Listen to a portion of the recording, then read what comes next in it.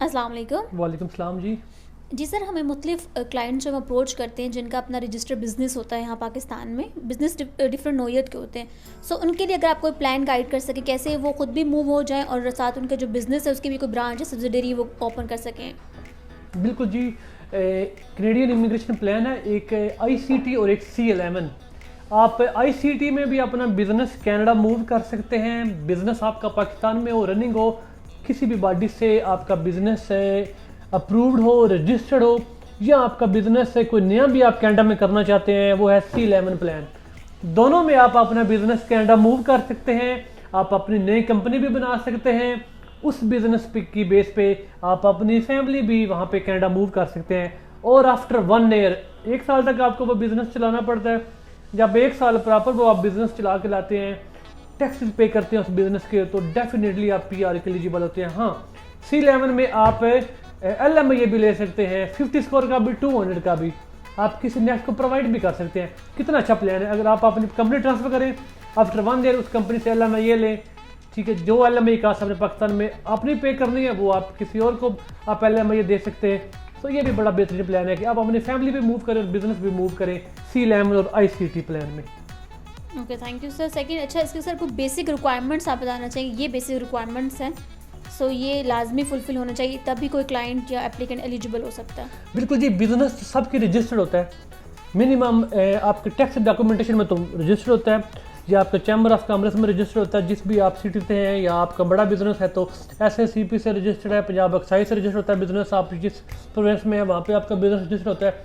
लेकिन business registered के साथ साथ आपके पास मिनिमम एजुकेशन भी चाहिए, इंटरमीडिएट, ठीक है। और आपके पास आइट्स में भी 5 to 6 स्कोर चाहिए होते हैं, ICT में, C11 में, ताकि आपके पास इंग्लिश स्किल भी होनी चाहिए। आपने वहाँ पे बिजनेस करना है, अब आपको इंग्लिश आती ना हो। कनाडा में आज तक ऐसा कोई प्लान नहीं बना जिसमें आप बगैर राइट्स के कनाडा मूव हो सकें, सिर्फ विजिट के। लेकिन अगर आप विजिट पे भी जाते हैं तो वहाँ पे PR तभी आपको मिलती है, आप आइट्स करते हैं तो। सो अगर आपके पास आइट्स स्कोर हो, आप इंग्लिश कर सकते हो। अगर बंदे की एजुकेशन हो ना, मास्टर हो, MPhil हो, बैचलर 4 ईयर हो, तो फिर इमिग्रेशन भी रिक्वायर नहीं करती आइट्स। अगर बंदे की एजुकेशन कम हो, एक्सपीरियंस भी कम हो, तो वो सारी चीज़ें उसमें इंक्लूड होती हैं, तो फिर आइट्स वो डेफिनेटली आपसे प्रोवाइड करते हैं। तो आपने आइट्स प्रोवाइड करना होता है उनको। तो आइट्स करें, मिनिमम इंटरमीडिएट हो, पाकिस्तान में बिजनेस रजिस्टर्ड हो, तो बिल्कुल आप एलिजिबल है। अपना बिजनेस कनाडा मूव करें, सबसे बेहतरीन प्लान है। मैं खुद रिकमेंड करता हूँ कि अगर आपका बिजनेस पाकिस्तान में रजिस्टर्ड है तो उस बिजनेस को आप UK भी मूव कर सकते हैं, आप USA भी L1 में मूव कर सकते हैं, और आप ICT C11 में कनाडा भी मूव कर सकते हैं, ठीक है। ये सबसे बेहतरीन प्लान है जी। ओके सर, आपने कहा कि ठीक है कंपनी के जो एक ब्रांच है सब्सिडरी है वो तो ओपन हो जाएगी, जी जी। तो फैमिली के बारे में बताइएगा कि फैमिली में कौन कौन इस प्रोग्राम में अकोमोडेट हो सकता है। बिल्कुल जी, डेफिनेटली आपके FSC में जो भी आपके मेंबर हैं। अब ये नहीं कुछ क्लाइंट कहते हैं जी मेरे भाई जा सकता है, मेरे पेरेंट्स जा सकते हैं, नहीं। अगर बंदा मैरिड है, उसकी मिसेज और बच्चे जा सकते हैं जो 22 ईयर से कम है। जितने भी बच्चे 22 ईयर से कम है, कैनेडियन लॉ के रिलेटेड, वो बच्चे आपके साथ मूव कर सकते हैं। उससे अगर ज़्यादा उनकी एज है तो उनको अपने प्लान लेने पड़ेंगे। अगर उनकी क्वालिफिकेशन है तो वो स्टडी में मूव हो, अगर उनकी प्रोफाइल अच्छी है तो ट्रैवल हिस्ट्री अच्छी है तो विजिट ले सकते हैं, वरना वो इमिग्रेशन PR ले सकते हैं। लेकिन किसी भी प्लान में विदाउट FRC अगर आप सिंगल हैं तो आप सिंगल जाएंगे, ना कि आपके साथ आपके पेरेंट्स या भाई या कोई और रिलेटिव जाएगा। आप, आपकी मिसेज और बच्चे ही आपके साथ मूव कर सकते हैं।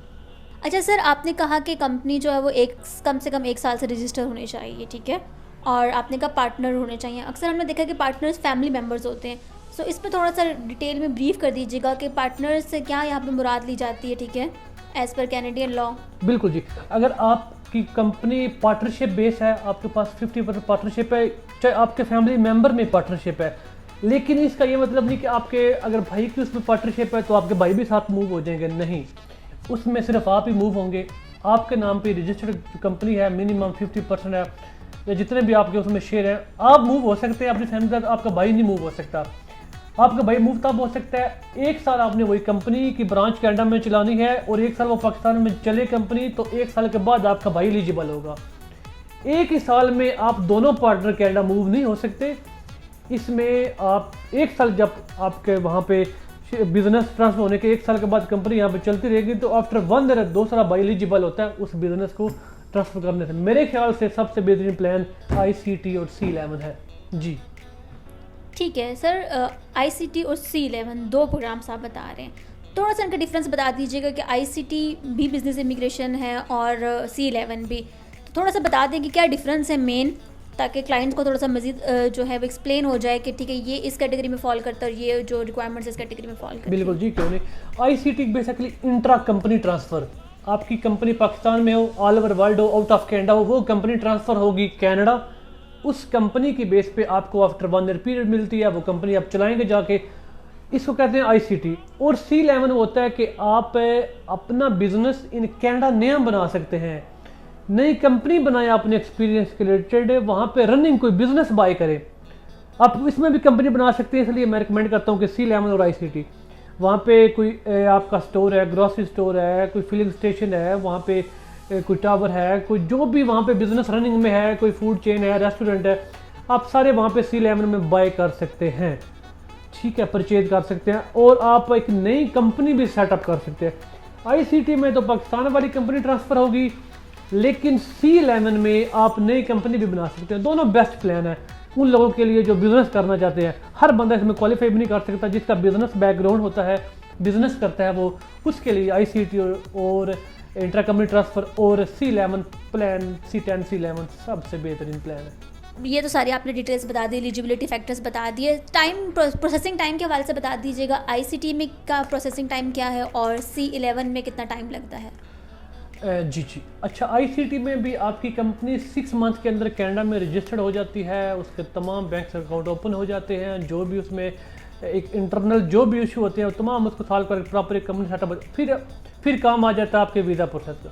तकरीबन 4 to 6 मंथ उसमें लग जाते हैं। पाकिस्तान में आप 8 to 10 मंथ अपने माइंड में रखें कि आप ICT में मूव हो सकते हैं, और C11 में भी इतनी टाइम लगता है। देखिए, अब आप C11 में आप नई कंपनी बनानी है, 4 to 6 मंथ लगते हैं। कंपनी तो आपकी जस्ट 1 डे में भी क्रिएट हो सकती है, लेकिन उस कंपनी को चलाना पड़ता है, मेंटेन करना पड़ता है, उसके बैंक अकाउंट, उसके टैक्सेस, उसकी वेबसाइट, ये सारी चीज़ें आपसे सब कुछ मैनेज करना पड़ता है।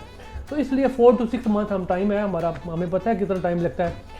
सो दोनों प्लान में भी 8 to 10 मंथ, मैक्सिमम 1 ईयर का जो टाइम है ना, इससे पहले ये दोनों बिजनेस फास्ट भी हैं और दोनों बिजनेस का जो टाइम प्रोसीजर है वो तकरीबन 8 to 10 मंथ इसमें लग जाते हैं। ये प्रॉपर लीगल दोनों हैं, आपकी कंपनी यहाँ से ट्रांसफ़र होगी, वो वहाँ पे आप नया बिज़नेस बना सकते हैं।